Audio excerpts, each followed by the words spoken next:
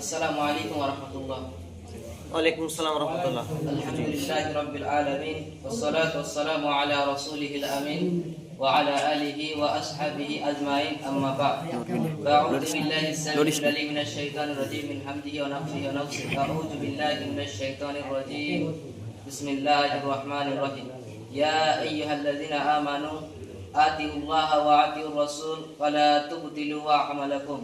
وقال النبي صلى الله عليه وسلم وعن عائشة رضي الله تعالى عنها قالت قال رسول الله صلى الله عليه وسلم من عمل عملا ليس عليه أمرنا فهو رد। যাবতীয় প্রশংসা সে মহান আল্লাহ সুবহানাহু ওয়া তাআলার জন্য, যে মহান আল্লাহ সুবহানাহু ওয়া তাআলা আমাদেরকে সকলকে একত্রিত করে এই আন্দোলনে আসা এবং কিছু কোরআন ও সহিহ হাদিস থেকে আলোচনা শ্রবণ করার আমল করার তৌফিক এনায়েত দান করেছেন। সকলে বলি আলহামদুলিল্লাহ। আলহামদুলিল্লাহ। তারপরে তিনারে আখির নবী বিশ্বনবী জনাবে মুহাম্মদ রাসূলুল্লাহ, তিনার প্রতি কোটি কোটি লাখ কোটি দরুদ সালাম বর্ষিত হোক। আল্লাহুম্মা সাল্লি আলাইহি আল্লাহুম্মা বারিক আলাইহি। আল্লাহুম্মা সাল্লি আলাইহি। সম্মানিত উপস্থিতি, যে বিষয় নিয়ে আমি দাঁড় হয়েছি সেই বিষয়টির নাম হচ্ছে বিদআত। বিদআত কথার শাব্দিক অর্থ হচ্ছে বিনা দলিলে আমল তৈরি করা। যে কোনো আমল বিনা দলিলে আমল তৈরি করার নামই হচ্ছে বিদআত। এই ব্যাপারে আল্লাহ সুবহানাহু ওয়া তাআলা বলেন, ইয়া আইয়ুহাল্লাযীনা আমানু আতিউল্লাহা ওয়া আতিউর রাসূল ওয়া লা তুবতিলু আমালাকুম। হে ঈমানদারগণ, তোমরা নিজেদের আমলকে বাতিল করো না এবং তোমরা যে আমলে আছো সেই আমলকে তোমরা বাতিল করো না এবং তোমরা আল্লাহ রাব্বুল আলামিনকে ভয় করো, নিশ্চয়ই তিনি কঠিন শাস্তিদাতা। আল্লাহ রাব্বুল আলামিন আরো বলেন, ওয়া আতাকুমুর রাসূলু ফাখুযুহু ওয়া মা নাহাকুম আনহু ফান্তাহু ওয়াত্তাকুল্লাহা ইন্নাল্লাহা শাদীদুল ইকাব। রাসূল সাল্লাল্লাহু আলাইহি ওয়াসাল্লাম তোমাদেরকে যা দিয়েছে তা তোমরা গ্রহণ করো এবং যা নিষেধ করতে বলা হয়েছে তা তোমরা বর্জন করে দাও এবং তোমরা আল্লাহ রাব্বুল আলামিনকে মান্য করো এবং নিশ্চয়ই তিনি মুহাম্মদ সাল্লাল্লাহু আলাইহি ওয়াসাল্লাম সত্য নবী ছিলেন। আল্লাহ রাব্বুল আলামিন সূরা আল ইমরানের মধ্যে আরো বলেন, কুল ইন কুনতুম তুহিব্বুনাল্লাহু ফাত্তাবিউনি ইউহিব্বুকুমুল্লাহু ওয়া ইয়াগফির লাকুম যুনুবাকুম আল্লাহু গফুরুর রহিম।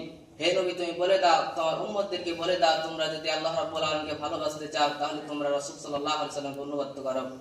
রাসূল সাল্লাল্লাহু আলাইহি ওয়াসাল্লামকে অনুসরণ করো, তাহলে আল্লাহ রাব্বুল আলামিন তোমাদেরকে ভালোবাসবেন এবং তোমাদের পূর্বের গুনাহগুলিকে maaf করে দেবেন, কারণ আল্লাহ রাব্বুল আলামিন বলেন, আমি গফুরুর রহিম, তোমাদের গুনাহগুলিকে maaf করে দেব।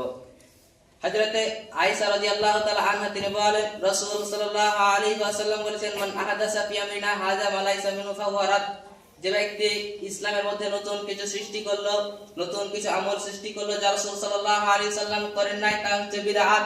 হোক না কেন ফরজ সালাতের পরে সম্মিলিতভাবে মুনাজাত করা, হোক না কেন ফরজ এবং সবে বরাতের নামে হালুয়া রুটি খাওয়া, হোক না কেন খতমে তারাবি, হোক না কেন 20 রাকাত তারাবি, এগুলো রাসূল সাল্লাল্লাহু আলাইহি ওয়াসাল্লাম করেনি, এগুলো হচ্ছে বিদআত। হযরত আয়েশা রাদিয়াল্লাহু তাআলা তিনি আরো বলেন, মান আমিলা আমালান লাইসা আলাইহি আমরুনা ফাহুয়া রাদ্দুন। যে কোন আমল রাসূল সাল্লাল্লাহু আলাইহি ওয়াসাল্লাম করেনি তা হচ্ছে বাতিল, কেননা মুহাম্মদ সাল্লাল্লাহু আলাইহি ওয়াসাল্লাম এগুলো আমল করেনি, এইজন্য এগুলো হলো বাতিল। হযরতে জাবের রাদিয়াল্লাহু তাআলা তিনি বলেন, নবী করিম সাল্লাল্লাহু আলাইহি ওয়াসাল্লাম বলেছেন, আম্মা বাদ ফাইনা ফারাল হাদিসি কিতাবুল্লাহ ফারাল হাদি হাদি মুহাম্মাদিন ওয়াসাররাল উমুরি মুহদাসাতুহা ওয়া কুল্লু বিদআতিন জালালা। হযরত জাবের রাদিয়াল্লাহু তাআলা তিনি বলেন, নবী করিম সাল্লাল্লাহু আলাইহি ওয়াসাল্লাম বলেছেন, নিশ্চয় শ্রেষ্ঠ বাণী হলো মুহাম্মদ সাল্লাল্লাহু আলাইহি সাল্লামের হাদিস এবং আল্লাহ রাব্বুল আলামিনের কোরআন, এবং নিকৃষ্টতম কাজ হলো ইসলামের মধ্যে নতুন কিছু সৃষ্টি করা। এইগুলো হচ্ছে বিদআত, এগুলো রাসূল সাল্লাল্লাহু আলাইহি সাল্লাম করেনি। এগুলো হলো কিছু ভ্রান্ত হুজুররা সৃষ্টি করেছে, হোক না কেন যে কোনো 20 রাকাত তারাবি এবং খতমে তারাবি, এগুলো রাসূল সাল্লাল্লাহু আলাইহি সাল্লাম করেনি, এগুলো হলো কিছু ভ্রান্ত হুজুররা সৃষ্টি করেছে। হযরতে আলী ইবনে আব্বাস রাদিয়াল্লাহু তাআলা তিনি বলেন, নবী করিম সাল্লাল্লাহু আলাইহি সাল্লাম বলেছেন, ক্বালা আবগাজুন নাসু ইলাল্লাহি সালাসাতুন মুদলিলুন ফিল হারাম ওয়া মুবতাকিন ফিল ইসলাম ওয়া সুন্নাতাল জাহিলিয়াহ ওয়া মুত্তালিবু দামিন লিওয়ারিকা তামাহু। হযরতে আলী ইবনে আব্বাস রাদিয়াল্লাহু তাআলা তিনি বলেন, নবী করিম সাল্লাল্লাহু আলাইহি ওয়াসাল্লাম বলেছেন, তিন শ্রেণীর মানুষ আল্লাহর কাছে ঘৃণিত।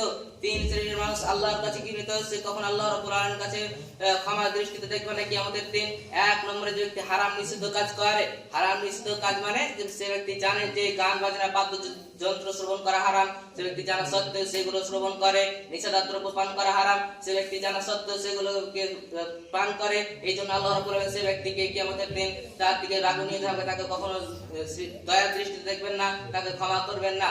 দুই, যে ব্যক্তি ইসলামের মধ্যে নতুন কিছু সৃষ্টি করলো যা রাসূল সাল্লাল্লাহু আলাইহি সাল্লাম করেন নাই, আল্লাহ রাব্বুল আলামিন এদেরকে কিয়ামতের দিন ক্ষমা দৃষ্টি দেখবেন না, নচেত এদের জন্য রয়েছে ক্ষতিগ্রস্ত, এরা ভ্রান্ত হয়ে যাবে। তিন নম্বরে যে ব্যক্তি কাউকে অন্যায়ভাবে হত্যা করলো, যে ব্যক্তি অন্যায়ভাবে কাউকে হত্যা করেছে, আল্লাহ রাব্বুল আলামিন তাদেরকে কিয়ামতের দিন তাদেরকে আল্লাহ রাব্বুল আলামিন ক্ষমার দৃষ্টি দেখবেন না। তবে হ্যাঁ, এখানে তিন শ্রেণীর মানুষকে হত্যা করা যায় যাতে এক, যে ব্যক্তি ইসলাম থেকে খারিজ হয়ে যাবে, একে হত্যা করলে কোনো গুনাহ হবে না, বরং নেকি রয়েছে। দুই, যে ব্যক্তি বিবাহের পরে আপনার জেনায় লিপ্ত হবে, তাকে রজম করে দেওয়া উচিত, তাকে যদি হত্যা করা হয় তাহলে তার কোনো গুনাহ হবে না। তিন, যে ব্যক্তিকে হত্যার বদলে হত্যা কেসাস বলা হয়েছে, হত্যার বদলে হত্যা, যেমন আমি আপনার ভাইকে হত্যা করেছি, আপনি আমাকে হত্যা করতে পারেন, এই হত্যা করলে কোনো গুনাহ হবে না।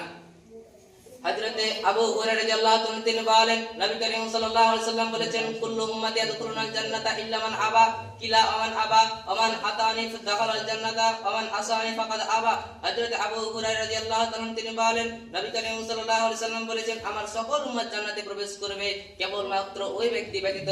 সাহাবীরা জিজ্ঞাসা করলেন, ইয়া রাসূলুল্লাহ, কোন শ্রেণীর মানুষ? তখন মুহাম্মদ সাল্লাল্লাহু আলাইহি ওয়াসাল্লাম বলেছেন, যারা আমাকে অনুসরণ করবে, আল্লাহ রাব্বুল আলামিনকে অনুগত করবে, তারা আমার জান্নাতে প্রবেশ করবে, এবং যারা আমাকে অনুসরণ করবে না, আল্লাহ রাব্বুল আলামিনকে অনুগত করবে না, তারা জান্নাতে প্রবেশ করবে না।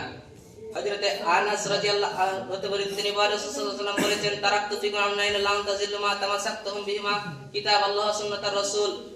হযরতে আনাস মুরসাল রাদিয়াল্লাহু তিনি বলেন, রাসূল সাল্লাল্লাহু আলাইহি ওয়াসাল্লাম বলেছেন, একদিন এক সময় মুহাম্মদ সাল্লাল্লাহু আলাইহি ওয়াসাল্লাম কিছু সাহাবীকে নিয়ে বসেছিলেন। এমন অবস্থায় একজন সাহাবী বললেন, ইয়া রাসূলুল্লাহ, আপনি যখন পৃথিবী ছেড়ে চলে যাবেন তখন আমরা কি নিয়ে পৃথিবীর জমিনে থাকবো, সহিহ আকীদা কিভাবে থাকবো, কি অনুসারে আমরা চলবো, তখন আমরা ভ্রান্ত হয়ে যাব। তখন রাসূল সাল্লাল্লাহু আলাইহি ওয়াসাল্লাম বলেছেন যে, আমি যখন পৃথিবী ছেড়ে চলে যাব তখন তোমাদের কাছে দুইটি বস্তু ছেড়ে যাব, এই দুই বস্তু যদি তোমরা ধরে রাখতে পারো, শক্তভাবে ধরে রাখতে পারো, তাহলে তোমরা কখনো পথভ্রষ্ট হবে না। সেই দুইটি বস্তু হলো কি? সাহাবীরা জিজ্ঞাসা করলেন। তখন মুহাম্মদ সাল্লাল্লাহু আলাইহি ওয়াসাল্লাম বলেন, কিতাব আল্লাহ ওয়া সুন্নাত রাসূল, আল্লাহ রাব্বুল আলামিন কোরআন এবং রাসূল সাল্লাল্লাহু আলাইহি ওয়াসাল্লাম সুন্নাত, এই দুই বস্তু যদি আমরা শক্তভাবে ধরে রাখতে পারি তাহলে আমরা কখনো পথভ্রষ্ট হব না, সহিহ আকীদা থেকে ভ্রান্ত হব না। যেন আল্লাহ রাব্বুল আলামিন আমাদেরকে সকলকে এই দুইটি বস্তুকে শক্তভাবে ধরে রাখার তৌফিক দান করেন। সকল আমিন।